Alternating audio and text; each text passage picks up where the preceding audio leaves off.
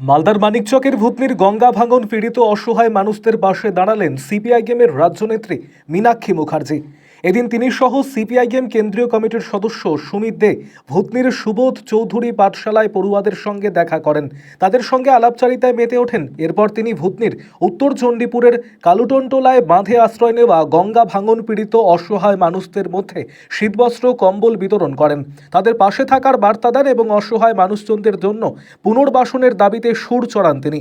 এদিনের এই কর্মসূচি রূপায়ণে সিপিআইএম নেত্রী মীনাক্ষী মুখার্জি, সিপিআইএম নেতা সুমিত দে ছাড়া উপস্থিত ছিলেন সিটুর মালদা জেলার সম্পাদক দেবজ্যোতি সিনহা, সিপিআইএম নেতা মুজাফফর হোসেন, শ্যামল বসাক সহ অন্যান্য নেতৃত্ব।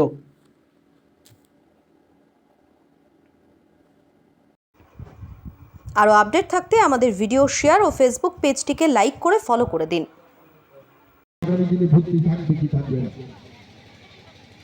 ভয়ঙ্কর বিপদের সামনে, তাই সবাই মিলে ভূতনিকে রক্ষা করতে হবে।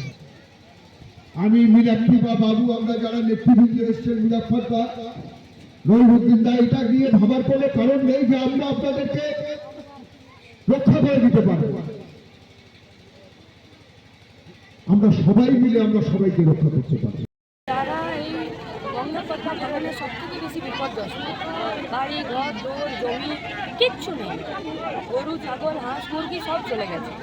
গরমের কাপড়টুকু নেই। এই আজকে যা ঠান্ডা, কয়েকদিন ধরে দিচ্ছে, তাতে যে এরা কীভাবে ওখানে বেঁচে বলতে টিকে আছে সেটাই একটা মানে ভাবনার বিষয়। না তো ভিডিও আসছে একটাবারও, না তো এখানে কেউ ডাক্তার বসাচ্ছে, না তো এরা কি খাচ্ছে, এরা কি গায়ে ঢাকা দিচ্ছে, দেখার নেই। আমরা বাংলা বাঁচাও যাত্রাতে ভূতনির বাঁধের উপরে যে বাড়িগুলো আছে তাদের সাথে একটা দিন বসেছিলাম। আমাদের পার্টির নেতারা নেতৃত্বরা তারা এখানে তাদের জমির দাবিতে, তাদের পাট্টার দাবিতে, তাদের বাড়ির দাবিতে, পুনর্বাসনের দাবিতে সিস্টেমেটিকলিও লড়াই করছেন এবং ভিডিও ডিসেম্বর অবধি সময় দিয়েছেন। এখানকার মানুষ ডিসেম্বর অবধি অপেক্ষা করছে। ডিসেম্বরের মধ্যে যদি জমির পাট্টা, জমি বাড়ি ঘর ধরে সরকার এদের পাশে দাঁড়ায়, ঠিক আছে, তাহলে এরা এনাদের নিজেদের দাবি আদায়ের জন্য ভিডিও থাকবে আর ওরা থাকবে, মাঝখানে কেউ থাকবে না। এরা নিজেদের দাবি নিজেদের লড়াইয়ে বুঝে নেয়। সেই লড়াইয়ে ওনাদের পাশে থাকার জন্য আমাদের এখানে সুবোধ চৌধুরী স্কুল চলছে, সেই স্কুল এবং তার সাথে ওনাদের পাশে এই ঠান্ডার সময়ে পার্টিগতভাবে আমরা যেটুকু তাদের সঙ্গে থাকতে পারি তারই একটু ব্যবস্থা আজকে ছিল। এবং আমরা এখন গোটা রাজ্যে 10 দিনে 10,000 বৈঠকি সভা করব।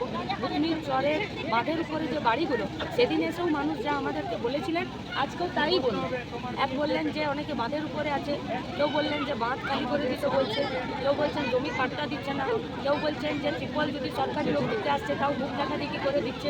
স্কুলটাও দূরে হয়েছে, যে স্কুলটা আমরা চালাচ্ছি সেই স্কুলটা দূরে হওয়ার জন্য বাচ্চাগুলো পড়তে আসতে পারছে না, তাও মায়েরা তাদেরকে জোর করে স্কুলে পাঠাচ্ছে। মানে একটা দুর্বিষহ জীবন। অথচ এরা ট্যাক্স পেয়ার, অথচ এরা এই পশ্চিমবঙ্গের ট্যাক্স পেয়ার। এরা পয়সা দেয় বলেই সরকার চলে, এরা ভোট দেয় বলেই সরকার গড়ে ওঠে। অথচ সরকারে এদের প্রতি কোনো এদের দায়বদ্ধতা নাই। তাহলে সেখানে আমরা ওনাদেরকে একথাই বলেছি যে আপনারা জোটবদ্ধ হন, আপনারা লড়াই করুন, আপনারা যাতে ভাগ না হয়ে যান। আর আপনারা যখন ভিডিও ঘেরাও করবেন, রাস্তায় থাকবেন, তখন আপনারা দেখুন আপনাদের পাশে কারা আছে। সরকারি